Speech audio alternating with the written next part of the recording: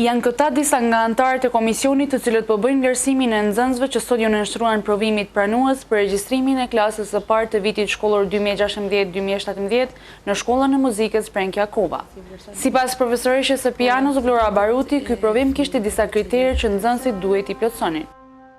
Kriteret i kemi që secili fëmijë të di të këndojë të rrjedhshëm, të ketë një rrjedhshmëri natyrale, të ritmit, të këndimit, qëllimit të tingujve, dhe këto të gjitha e bëjnë një komponente të përbashkët për matutje, për zhvillimin në sistemin të bashkë sistemit edhe të individit edhe të instrumentit, ku kurorëzohet edhe një muzikalitet i tërësishëm i fëmijëve.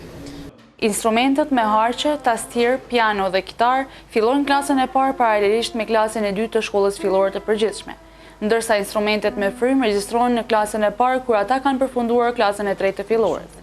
Baruti pohoi se provimi ka shkuar shumë mirë dhe se nxënësit kanë talent për muzikë.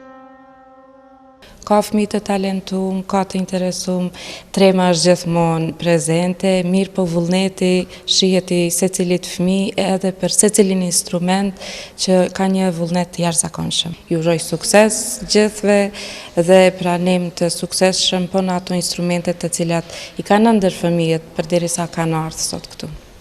Përndryshe, shpallja e rezultateve të provimit pranues do të bëhet me 29 gusht në orën 12. Në këtë vit shkollor do të pranohen gjithsej 35 nxënës, klarinet 10, piano 9, violin 5, perkusione 5, kitar 2, flaut 2, trumpet 1 dhe korno 1.